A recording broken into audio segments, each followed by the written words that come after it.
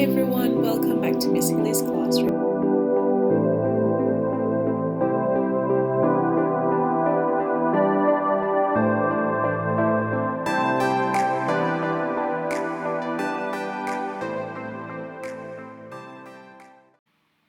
Today I'll be sharing a story called Ruby's Worry, written and illustrated by Tom Percival. And we are back. So last time we read, we left you with a question to make a prediction of what was going to happen. So if I take you back to the last page, it says Ruby was perfectly happy until one day. Did you make your prediction yesterday? Let's find out if your prediction was correct or it was different from what happened in the story.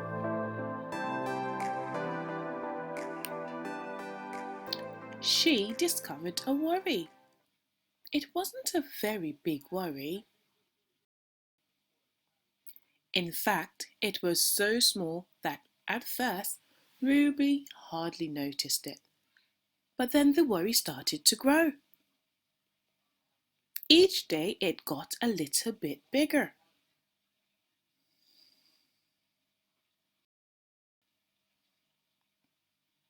It just wouldn't leave her alone. It was there at breakfast, staring at her over the cereal box, and it was still there at night when she cleaned her teeth.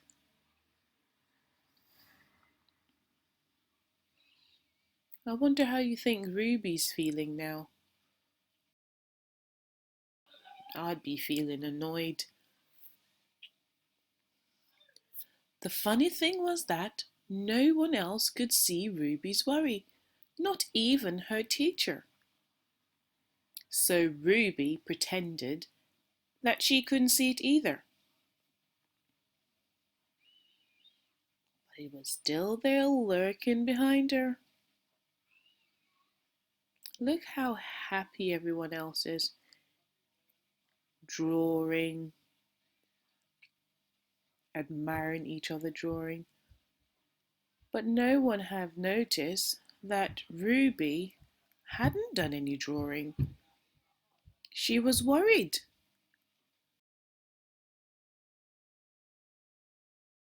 She tried to carry on as if everything was normal, but it just wasn't.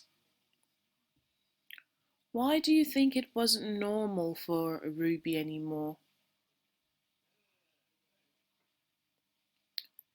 The worry was always there, stopping her from doing the things that she loved.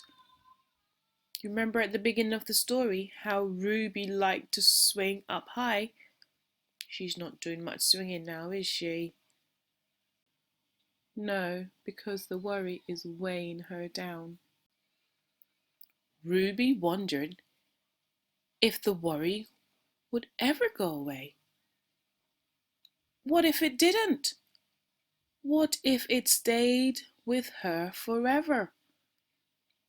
Ruby didn't realize, but she was doing the worst thing you could ever do with a worry. She was worrying about it. Now the worry was enormous. It could barely fit in the kitchen at tea time. It filled up half the school bus, and it took up whole rows at the cinema. The worry became the only thing that Ruby could think about, and it seemed like she would never feel happy again.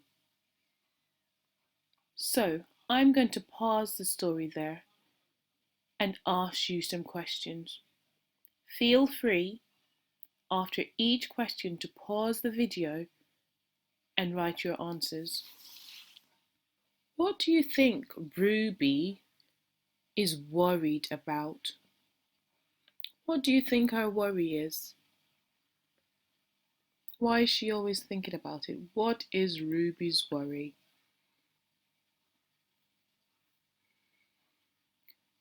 Do you think everyone has the same worry? Do you think you have the same worry as your friend? Do you think your worry is the same as Ruby's? So the question was, do you think everyone has the same worry?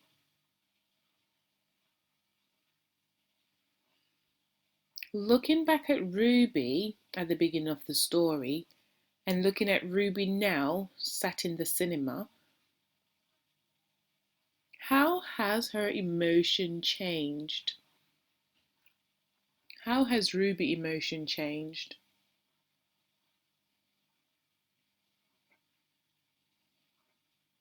And we're also going to look at Ruby's worry. Think about what Ruby worry looked like in the beginning of the story and what it looks like now. What do you notice? How has it changed? What do you think Ruby should do about her worry?